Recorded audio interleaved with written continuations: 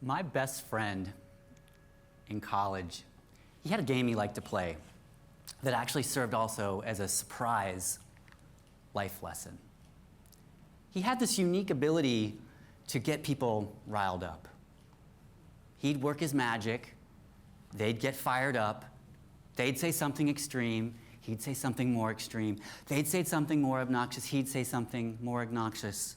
On and on this would go until eventually this is a fever pitch and he'd take a step back and he'd start the game. He'd ask them the question, "That's interesting what you said, but would you bet your life on it?" Now here's the moment of truth. Here's the moment of decision. On one hand, they can take a step back. They can say, "Of course, this is a silly argument. I wouldn't bet my life on it." By the way, that never happened. With their face red with anger at my friend, they would take that step forward. They would double down. They would say, "Of course I would bet my life on it. This is how the world works. How could it work any other way?" And he would then spring the trap. He would shift the conversation because his answer after that invariably would be with an aghast expression on his face. He would say, "You'd bet your life on that? What if there's a scenario that you hadn't understood? What if there's a scenario, what if the world has changed and now something imaginable, unforeseen that you couldn't have thought of? You just bet your life on that. If you can help it, you never bet your life." Now, I'm not ashamed to admit that I've stolen this game in my classroom. You see, as Ben said, I work in cognitive systems engineering. And cognitive systems engineering, our foundation of research is rife with areas that are not aligned with what we call common sense. They fly in the face of conventional wisdom.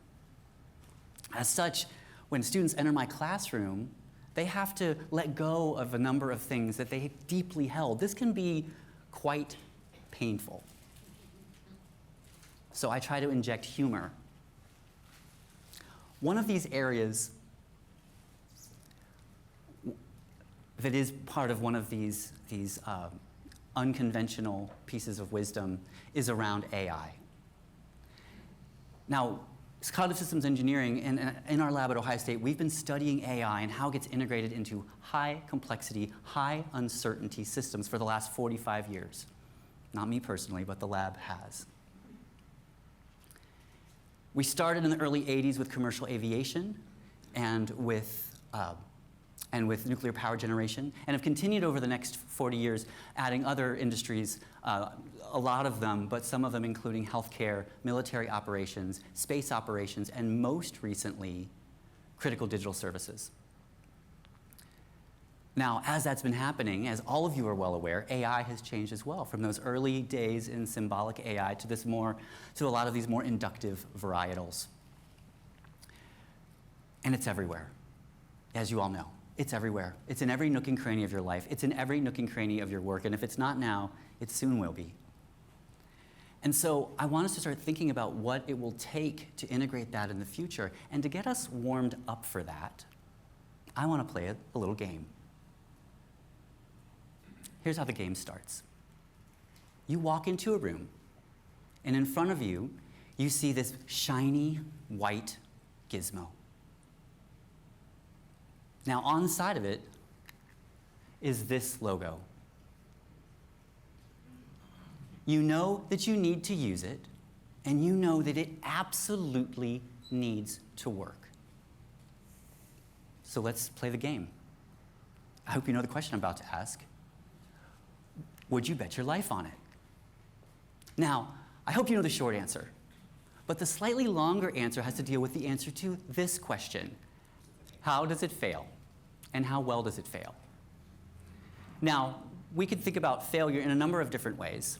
I'm going to get us grounded in a use case that's happened recently in the news. Now, it might look like I'm picking on a certain industry or a certain product, but I'm not. This just happens to be the best footage, so let's take a look. You're about to watch a self-driving Tesla vehicle cause an 8-vehicle crash on the San Francisco Bay Bridge. The incident happened on November 24th of last year, just hours hours after Elon Musk announced that the self-driving feature was available to all Teslas in North America. Now, luckily, no one died in the crash, but 9 people were in fact injured, including a 2-year-old child. The driver confirmed to police that he had the Tesla on self-driving mode. And if you think the vehicle is, if you think the technology is developed enough to the point where you can literally rely on it just being in self-driving mode, you would be mistaken. Now, I completely agree. This technology, and in this case, this vehicle, is not ready for that task. We can go arm wrestle about that later if you'd like. That's not quite the point. Because the reason I think it's not ready is maybe not for the reason that you think. Because frankly, given enough time, given enough situations, given enough unforeseen circumstances, everything fails. We have all failed. In fact, as humans, we have all failed so often that we have euphemisms for it. For example, have you ever been in over your head? Ever been out of your depth? That car sure was. In fact, it calculated that it was out of its depth. It calculated that the situation was outside of its abilities. And so it very smoothly, very directly turned on its left turn signal, merged into the left-hand lane, and proceeded to stop in the middle of the San Francisco Bay Bridge.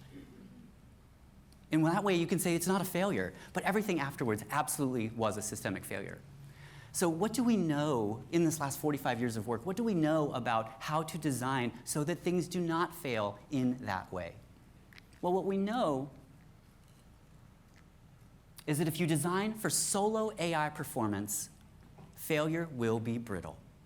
We also know that if you design for joint human-AI activity, or JA, joint activity, failure will be graceful. Now, what do we mean by brittleness and gracefulness? Brittle is kind of how it sounds. When it's stretched, when it's stressed, when new demands come in, eventually it will fail, and it will fail catastrophically. I want you to think about like peanut brittle. I want you to think about maybe I take a sledgehammer to a big ice block. It's not coming back. Now I want you to think about resilient, or graceful in this case.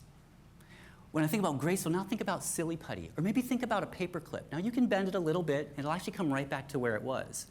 Even if you bend it out of shape and then bend it back, it can still function as a paper clip. Not as well, but still functions. This is failing gracefully.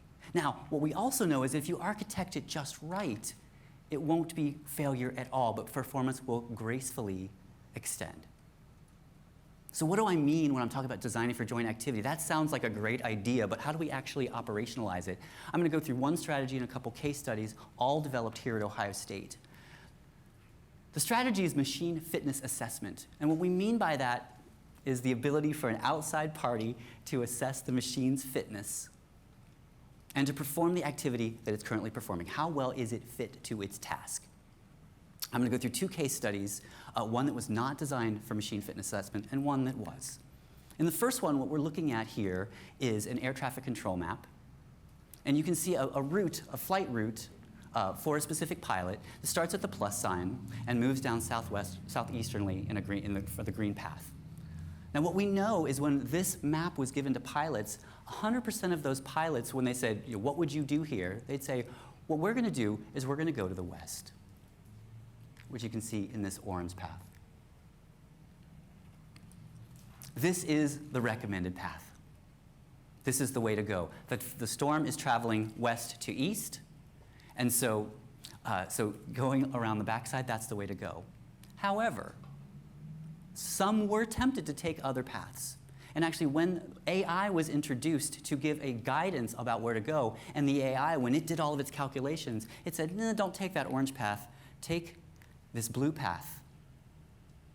Instead of 0% taking that risky path, 40% of the pilots filed that flight.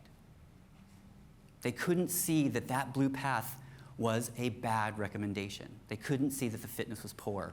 Let's give you another example. In this example, we have a machine decision support tool that advocates for, recommends that a CT of the abdomen and pelvis be given to a pregnant patient. Now, we set this one up.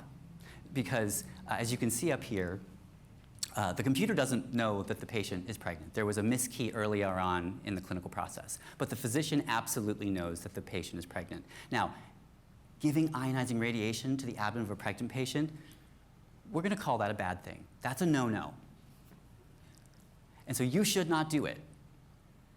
However, when the computer gave that recommendation for this CT, 50% of the physicians stayed with that and recommended to irradiate the patient in this way. However, when we add this panel to the right, even though it actually gives explicitly what that recommendation is and gives the notion, you can see that it has more green squares in this case. More green squares equals more better. They can also see that there's a considerable radiation risk. They can also see that there are two other options that are good enough green squares, and no radiation risk. So instead of 50% staying with that poor recommendation, it goes down to 10%. Now, we would love it to go to 0%, but we're pretty excited about 10%, and we want to get better than that. So that's one way we can design for joint activity, to explicitly give data and information so that people can see that. But there are other ways as well. Our lab has developed a series of 15 heuristics or rules of thumb to help AI designers design for joint activity. It goes across 5 critically important functions, including joint event detection, joint sense making, human adaptability, joint perspective shifting, and human-machine coordination. And as you can see, number 15, that conveying misalignment, although we use different words there, that's the one that has all of the information about designing for machine fitness assessment as well. All right, it's your moment of truth. You're in the room. You've got the gizmo. Maybe it's meant to help diagnose a rare disease that you or a loved one has. Maybe it's meant to fly you across the city. Maybe it's meant to fly you across the country, launch you into space. Would you bet your life on it? So I hope that your answer is that you're actually looking all over this gizmo to see this logo sitting next to it. And if there is not this logo next to it, then you will turn around, you'll walk out the door, you'll keep walking. You should not bet your life on that technology. Frankly, you deserve better. Thank you.